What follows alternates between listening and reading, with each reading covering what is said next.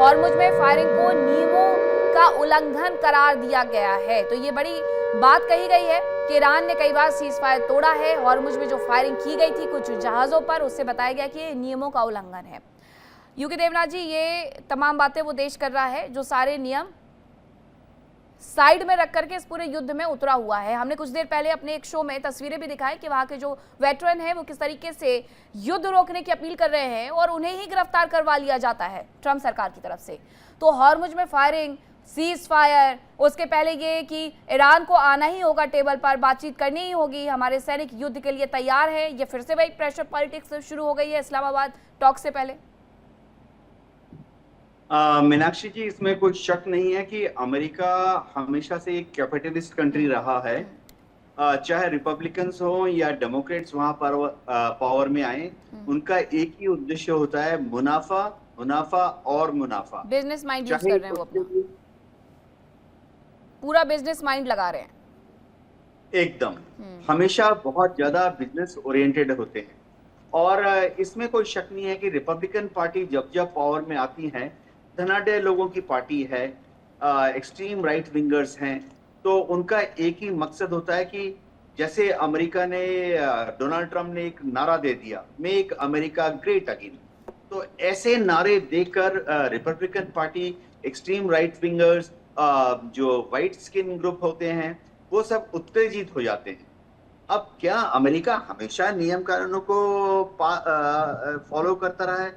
ये तो हम देख सकते हैं कि अमेरिका नियम खुद बनाता है, खुद तोड़ता है। जब इस युद्ध के दौरान हम देखें, स्ट्रेट ऑफ हॉर्मुज को जब ईरान ने बंद कर दिया, तो अमेरिका में बहुत बड़ा सोशल मीडिया एक कैंपेन चलाया गया, वेस्टर्न मीडिया में, प्रिंट मीडिया में, इलेक्ट्रॉनिक मीडिया में, कि ईरान ने बहुत भयंकर गलती कर दी। अनक्लॉज के नियम के अनुसार ईरान जो है कभी स्ट्रेट ऑफ हॉर्मुज को बंद नहीं कर सकता, फलाना फलाना।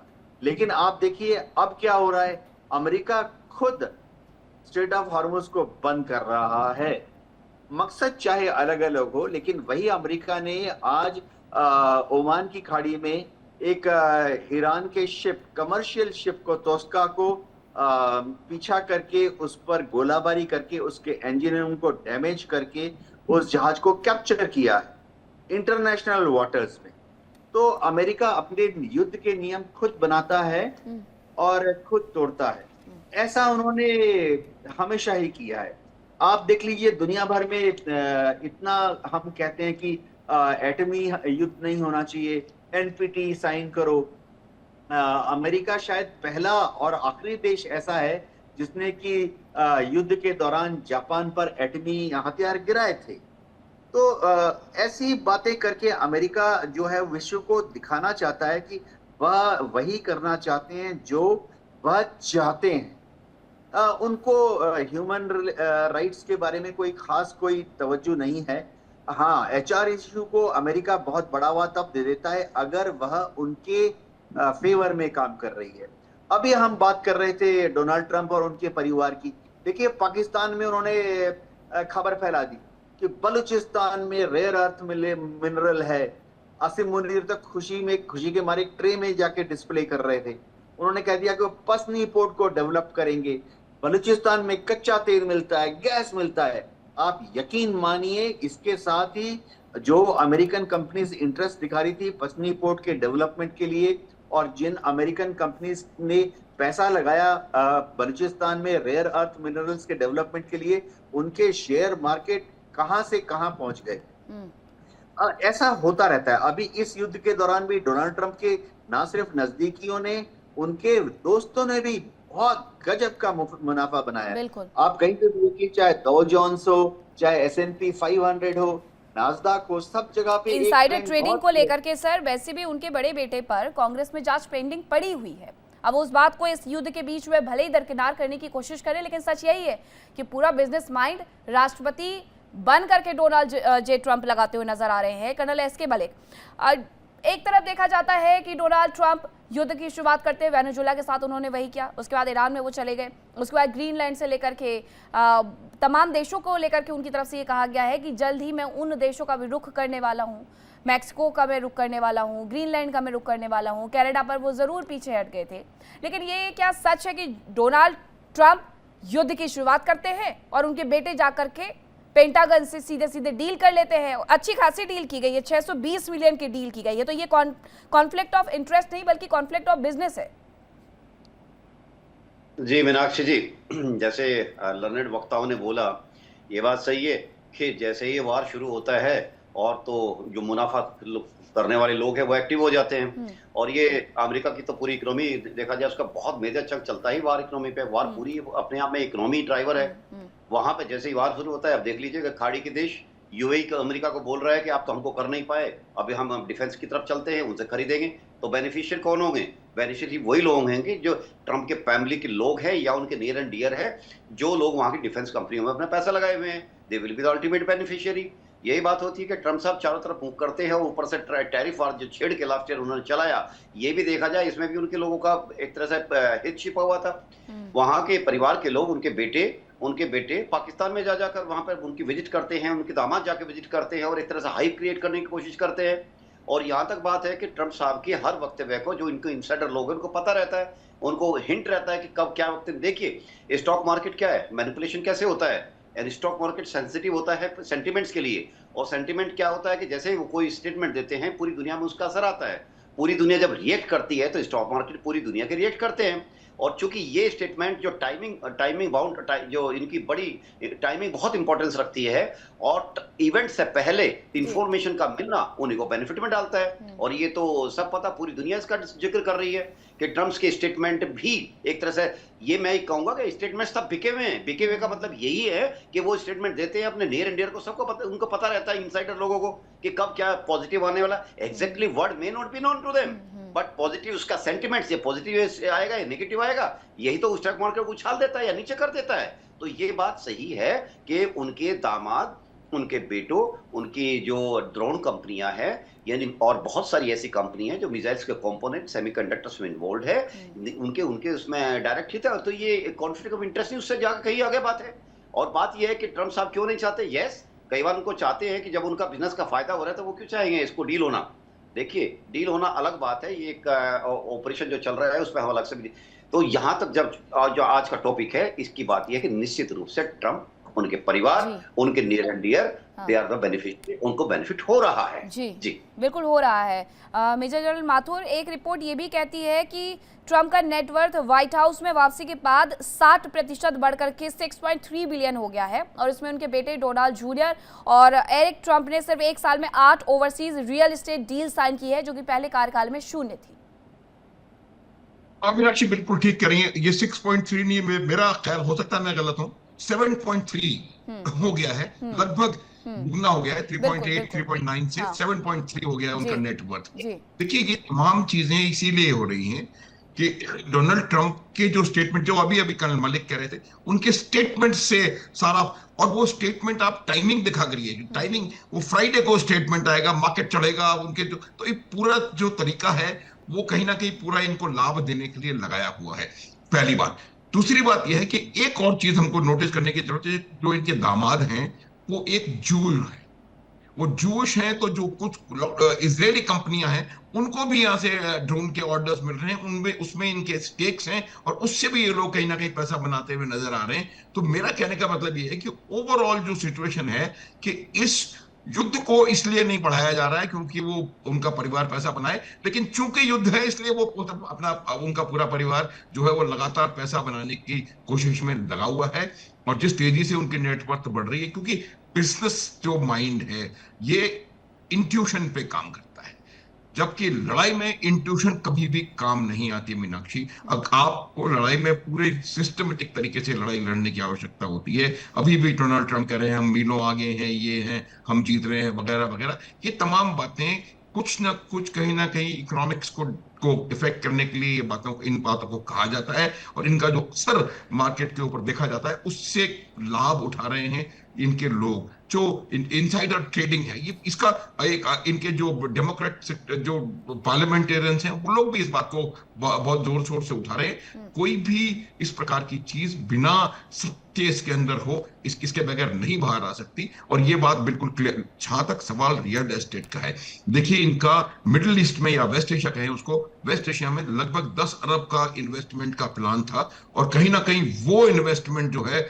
वो मार खा रहा है एज ऑफ नाउ। तो ये इसलिए उसको उस रियल एस्टेट के इन्वेस्टमेंट को डाइवर्सिफाई करने की कोशिश कर रहे हैं, और वो वहां से जो नुकसान इनको होने की संभावना दिखाई दे रही है, क्योंकि ईरान ने हर उस जगह पर हमला करने की कोशिश करी है जहां पर अमेरिका के या डोनाल्ड ट्रंप अगर कहना चाहें तो डोनाल्ड ट्रंप के इकोनॉमिक इंटरेस्ट थे, चाहे वो यूए हो, कहीं भी हो, वेस्ट एशिया में किसी भी जगह पर, तो उन जगहों पर हाँ सब वही। उसकी वजह से जो मुझे लगता है उनको ये इस बात का भी खतरा है कि वहां उनको नुकसान होगा। उनकी जो प्लान्ड इन्वेस्टमेंट है वो 10 अरब यूएस डॉलर्स की प्लान्ड इन्वेस्टमेंट है वेस्ट एशिया में, अपने रियल एस्टेट, सिर्फ रियल एस्टेट में। तो ये मेरा मानना है कि उसको भी कहीं ना कहीं कवर करने के लिए ये और इस प्रकार की सिचुएशन बना रहे हैं, जिससे कि वो दूसरी जगह पहली बार डाइवर्सिफाई कर सकें और लाभ उठा सकें। तीसरी चीज जो सबसे इंपॉर्टेंट मैं देख रहा हूं कि पोस्ट कन्फ्लिक्ट रिकंस्ट्रक्शन जो होगा, चाहे वो ईरान का हो या बाकी पश्चिम एशियाई देश हो या इजराइल हो, क्योंकि इजराइल को भी बहुत मार लगी है, उसमें आप देखिएगा किस प्रकार से ये लोग अपना अपना कंट्रीब्यूशन करके और अपने वहां पर इन्वेस्टमेंट लगा करके और वहां पैसा बनाने की सोच रहे हैं। इसी वजह से चीन और अमेरिका के बीच में पोस्ट कन्फ्लिक्ट रिकंस्ट्रक्शन में जो ईरान में अपना कौन उसको लेगा, उसको उसमें भी कहीं ना कहीं बहुत जबरदस्त राइवलरी होती हुई नजर आ रही है।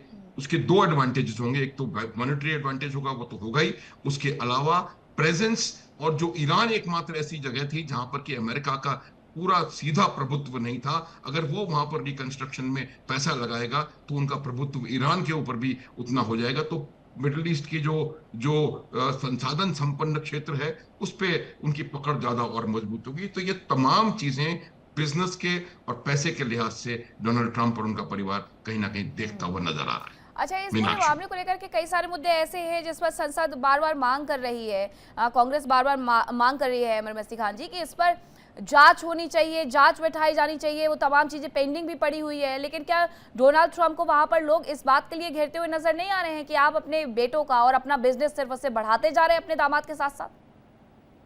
देखिए, मैं अर्ज करूं कुछ। यहाँ इस वक्त जो कुछ हो रहा है ये उमूमन जो हम कहते थे थर्ड वर्ल्ड मुल्कों में होता था कि भाई सदर जो है अपने बच्चों को इस तरीके से आज़ादी दे दे कि वो माल कमाए। पिछली मर्तबा जब इनकी गवर्नमेंट थी उस वक्त इनके दोनों बेटों ने अपने आप को हाथ को रोका हुआ था। उनका ये कहना है कि हमने अपने पिछली मर्तबा की गवर्नमेंट में अपने हाथ को रोका रखा और हमने कोई पैसे वैसे बनाने की तरफ नहीं गए और किसी ने हमें कोई क्रेडिट नहीं दी जी। तो अब के बार तो हमारा जो दिल चाहेगा हम करेंगे। तो अब वो दरादर किए जा रहे हैं जो उनको इस वक्त देखें, जो क्रिप्टो करेंसी के इनका जो करप्शन है वो कोई छोटी स्टोरी नहीं है। मसला ये है कि मुझे हैरत हुई, मैंने जाके थोड़ा सा अपने तौर पे जांच किया तो तकरीबन शायद ज़्यादा से ज़्यादा 12 या 15 सहाफ़ी जो हैं वो ये क्रिप्टो करेंसी के ऊपर इन्वेस्टिगेशन कर रहे हैं, और जो मेन स्ट्रीम मीडिया बहुत बड़ी बड़ी है उनके ऊपर ये स्टोरी आती ही नहीं है। हालांकि ये बहुत बड़ा स्टोरी है और ये जब जाएंगे, ये साहब जब जाएंगे तब मेरे ख्याल में ये सारा कुछ और ज़्यादा आएगा। लेकिन इस वक्त भी होना चाहिए था, ये सारे जितने बड़े बड़े न्यूज़ ऑर्गेनाइजेशंस हैं सारे कुछ हैं उनमें ये बहुत, देखें एक चीज़ मैं आपसे कहूँ, ट्रंप साहब जो हैं ये बहुत मुतासर होते थे रूपर्ट मर्डॉक से जी। रूपर्ट मर्डॉक जिनके पास बहुत सारे अखबार वगैरह है। अच्छा, रूपर्ट मर्डॉक जो है ट्रंप को पसंद नहीं करते थे, लेकिन वो इनके जो दामाद हैं जेरेड कुशनर उसको उसके साथ उनकी बड़ी बनी हुई थी। तो जेरेड कुशनर जो है अपने फादर इन लॉ के आगे रूपर्ट मर्डॉक से जो उसके ताल्लुकात हैं उसको वो बार बार शो करते थे। ये जो जैरेड कुशनर के वालिद है, ये 2 साल कैद रहे हैं यहाँ पर। अभी ये फ्रांस में सफ़ीर है अमेरिका के, लेकिन ये 2 साल करप्शन में, ये जो चक्रों में, इसको 2 साल कैद हुआ था पूरा, और ये यहाँ पर कैद में था। फिर क्या हुआ, देखे जो ट्रंप की लड़की है, जब इसके जैरेड कुशनर से शादी होने वाली थी तो इसके वालिद और वालिदा बहुत खिलाफ थे शादी के, कि नहीं नहीं ये किससे आप शादी कर रहे हैं। लेकिन वो लड़की ने फिर अपना मज़हब छोड़ के इनका मज़हब अपनाया। तो जब शादी के दिन हुआ, वहाँ इसके वो जो चार्ल्स कुशनर जो हैं, जैरेड कुशनर के वालिद, उन्होंने सबके आगे अनाउंस किया कि हाँ, ये लड़की जो है, पहले हमें इसके ऊपर एतबार नहीं था, लेकिन फिर इन्होंने जो है साबित कर दिया यहूदी बनकर कि ये बहुत ही अच्छी, हमारे लायक है, हमारे खानदान के लायक है ये। अच्छा, मतलब वो पारिवारिक रिश्ते वो निभाते हुए नजर आ रहे हैं इस वॉर के साथ साथ, कि हम यहूदियों के साथ खड़े हुए इस तरीके से, आप ये कह रहे हैं। गोयल सर, जी जी जी, प्लीज कंप्लीट। और देखें, दूसरी बात ये है कि आप भी जानते हैं, हम भी जानते हैं कि आसिम मुनीर किस किस्म का इंसान है। देखें, अगर वो पीसेबल होता, अगर वो लड़ाई झगड़े, ये जिहादी माइंडसेट नहीं होता, तो आपकी भी दुश्मनी नहीं होती, हमारी भी उनसे नहीं होती शायद। लेकिन आपको भी मालूम है, हमें भी मालूम है, आज पूरे 1 साल होने वाले कल के दिन हिमांशी नारवाल का जो इन्होंने सिंदूर उजाड़ा था, उसके आंख में जो आंसू थे, वो हमें नहीं भूलना चाहिए। और उसका जिम्मेदार कौन था? उसका जिम्मेदार यही आसिम मुनीर था। और इस आसिम मुनीर के लिए ट्रंप क्या कहते हैं? हर रोज ही कहते हैं कि बड़ा जबरदस्त आदमी है। तो इससे घटिया सदर और कौन हो सकता है? शुक्रिया। बिल्कुल ठीक है। गोयल सर, ये फिर से जो बयान आ रहे हैं कि युद्ध विराम के बीच में हमने वहाँ पर सैन्य बेड़े को और ज़्यादा बढ़ा दिया है, सैन्य तैयारियों को हमने वहाँ पर और ज़्यादा तेज कर दिया है, तो क्या ये भी एक तरीका है कि आप इस पूरे बातचीत को मैनिपुलेट कर सके, किसी तरीके से बातचीत की टेबल से दोनों देशों को हटा सके और वापस से वही खेल शुरू हो जाए कि हम हथियार बेच रहे हैं और हथियारों से हमें अच्छा खासा फायदा हो रहा है, तो हम इस युद्ध को क्यों रुकने दें? देखिए मीनाक्षी, जैसा कि मैं पहले भी कह चुका हूं और मैं वही बात दोबारा कहूंगा, कोई अभी बदलने वाली बात नहीं है जी। कि कहीं भी जब वॉर होती है तो इकोनॉमिकली, फाइनेंशियली कुछ लोग होते हैं जो फायदा उठाते हैं, होता है ये। और ये खाली ट्रंप की बात नहीं है, बाकी देशों में भी ऐसा होता है और करते रहे ये लोग। इसका मतलब कि ये बात सही, ये नहीं कि सही है, वो दुख वाली बात है, लेकिन इसे इंटरनेशनल रियलिटी। लेकिन बात यह है, जो आपने अभी सवाल पूछा कि जो यहाँ पर बेड़ा तैनात कर रखा है और बार बार वो सीज फायर की डेट बढ़ा देते हैं, तो ये सब चीजें करने में कहीं ना कहीं अगर ये कहा जाए कि वो बिना ईरान के इन्वॉल्वमेंट के तो नहीं कर पाएंगे ना। ईरान भी तो उसमें एक पार्टी है वॉर में, ईरान सफर कर रहा है। तो स्पेकुलेशन का एक तरह से ये जो तुक्के बंदी वाली बात है, तीरंदाजी वाली बात है कि कहीं पर निशाना लगा जाए, मैं समझता हूँ कि थोड़ा सा इसके बारे में जरा और सोचना होगा कि ये बात कहाँ तक सही है, कहाँ तक किया जा रहा है, क्या इसका तो फायदा उठाने वाली बात तो एक है ही, लेकिन जहाँ तक ईरान वाली बात है, इसमें काफी सारे ऑब्जेक्टिव और है। इसमें इजराइल भी शामिल है, लेबनान भी शामिल है, एक पूरे वेस्ट एशिया का एक सिक्योरिटी आर्किटेक्चर शामिल इसमें, कि इसके बाद में किसका क्या रहेगा, किसकी कितनी पावर रहेगी।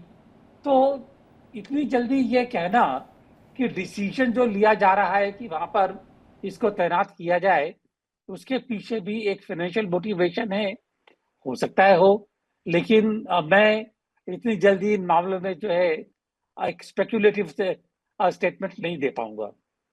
जी बिल्कुल सर। जरा ये भी मैं समझना चाहूंगी कर्नल एसके वाले कि इस तरीके से एक तरफ ईरान कह रहा है कि हम तो बहुत ज्यादा पैसे कमा रहे हैं और रिपोर्ट्स भी दरअसल यही दावा करती है कि ईरान जितना ज्यादा तेल अभी बेच रहा है सैंक्शन की वजह से तब नहीं बेच पाया था, उससे अच्छा खासा फायदा हो रहा है। अमेरिका के राष्ट्रपति डोनाल्ड जे ट्रंप, उनके परिवार को भी अच्छा खासा फायदा हो रहा है। तो क्या ये दोनों देश यही करेंगे कि युद्ध ही लड़ते रहते हैं? रुकने का क्या फायदा है? सैंक्शन की वजह से हम तेल नहीं बेच पा रहे थे, हमें अच्छा खासा फायदा हो रहा है, और डोनाल्ड जे ट्रंप उनके बेटे ड्रोन बेच पा रहे हैं, ड्रोन को लेकर के कॉन्ट्रैक्ट कर पा रहे हैं, तो रुकना ही क्यों है फिर इस युद्ध में? मीनाक्षी जी 2 मिनट के लिए आप ईरान अमेरिका दोनों को अलग कर दीजिए ऑपरेशन से। अब देखिए जरा पूरे के पूरे खित्ते के अंदर प्रभावित कौन लोग हैं।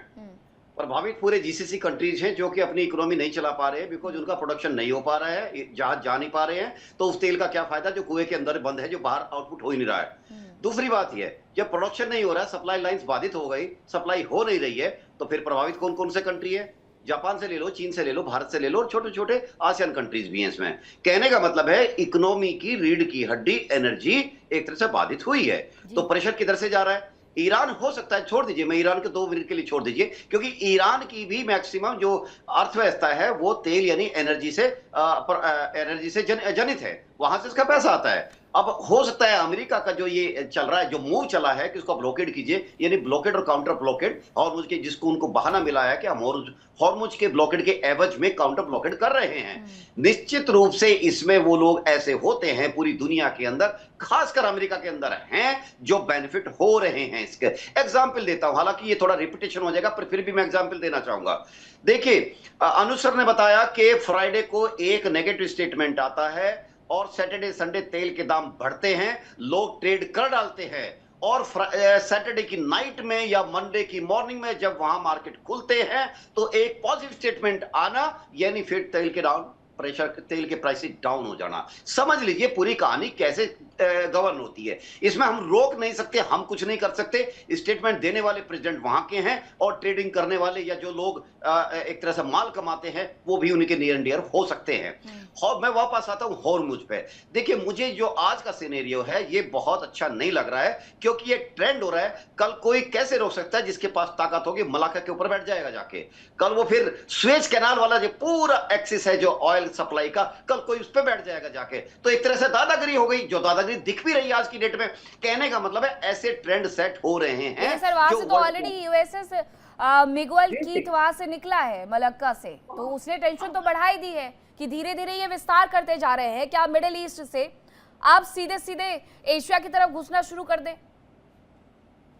मीनाक्षी जी कहानी यह है कि आप देखिए हमारे और रशिया के बीच में एक जो समझौता हुआ था जब पुतिन साहब आए थे, ऐसा नहीं है वो समझौता भी। इससे आप थोड़ा लिंक करके देखिए डॉट कैसे कनेक्ट होते हैं। हिंद महासागर में जहां पर की नजरों का जाल फैलाया हुआ है पूरे यूएस ने, वहां पर रशिया को रेलोस जो हमारा समझौता हुआ है उसके थ्रू उनको एक एंट्री दी गई है। यही हुआ कि आर्कटिक सागर के अंदर भारत की एंट्री रशिया ने एक तरह से सुनिश्चित की है। तो एक तरह से रीअलाइनमेंट होंगे, और ये जो पूरा फोकस है, फोकस को एक तरह से डाइवर्सिफाई करना पड़ेगा, करने और शुरुआत भी हो गई है। क्योंकि वर्ल्ड ने, खासकर ये जो कंट्री हैं जो दूसरे पे डिपेंडेंट रहते हैं एनर्जी के लिए, उन्होंने रियलाइज किया कि ये सिचुएशन कल भी आएगी। और मैं दोबारा दोहराना चाहूंगा, मैं शोभा भी थोड़ी देर बोल भी रहा था।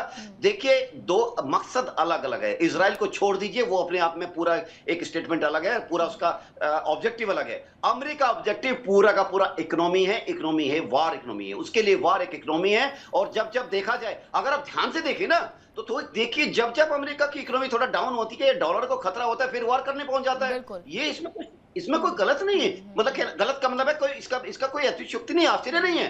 बिल्कुल गलत है एथिकली, लेकिन एथिक्स देखता कौन है?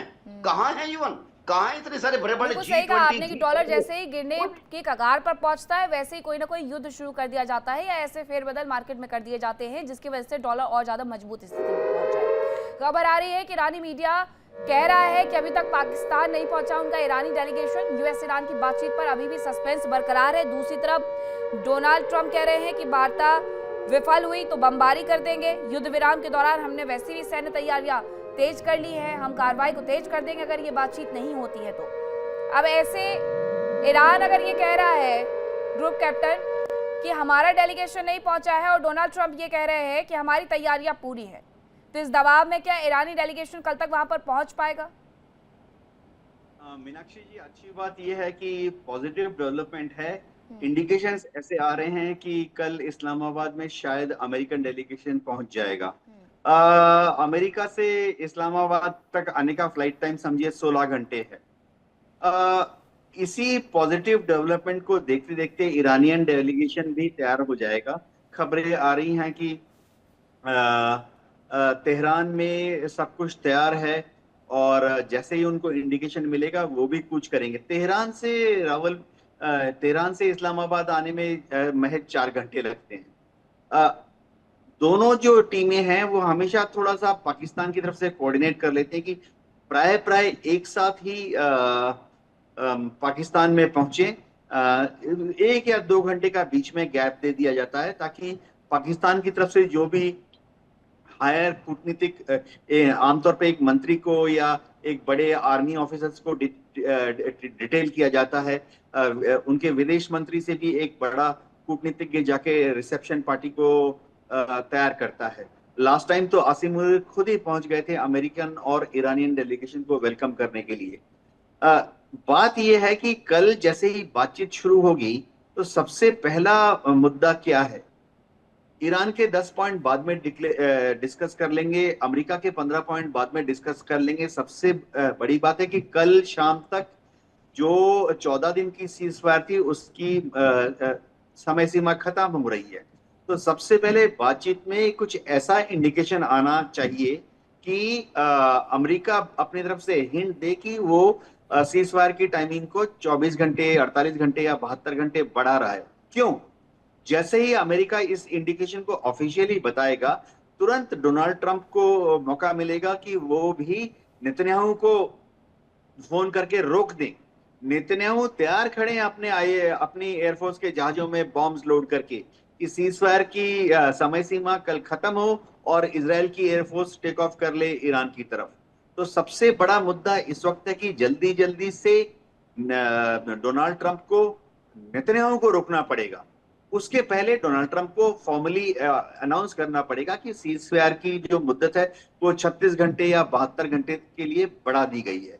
जी, बढ़ा दी गई है, लेकिन वो तो बार बार इस बात को लेकर के इनकार कर रहे हैं कि नहीं बढ़ाएंगे, कुछ भी हो जाए। ऐसे में कल की वार्ता पर सबकी निगाहें टिकी हुई ज़रूर है और अगर मेजर जनरल माथुर ये बातचीत नहीं होती है तो क्या ये मान लिया जाए कि शाम 6 बजे से जैसे ही ये युद्ध विराम समाप्त होगा, एक तरफ वो इस्लामाबाद में बैठ करके बात करने का प्रयास ही कर रहे होंगे, दूसरी तरफ कहीं युद्ध ना शुरू कर दिया जाए? क्योंकि डोनाल्ड ट्रंप जिस तरीके से बयान दे रहे हैं, हालांकि मुकरने के लिए वो ज़रूर अपने बयान से जाने जाते हैं, लेकिन इस दौरान मार्केट अच्छा खासा मैनिपुलेट कर देते हैं। अगर वो ये कह रहे हैं कि हमने युद्ध विराम के दौरान सैन्य तैयारियां पूरी कर ली है, हमारे बेड़े और ज़्यादा हम बढ़ाने शुरू कर चुके हैं, तो ये एक तो पहली स्थिति यही कि ईरान के ऊपर दबाव बनाने की कोशिश है कि अगर डेलीगेशन नहीं पहुंचा तो उन्हें पहुंचा दो।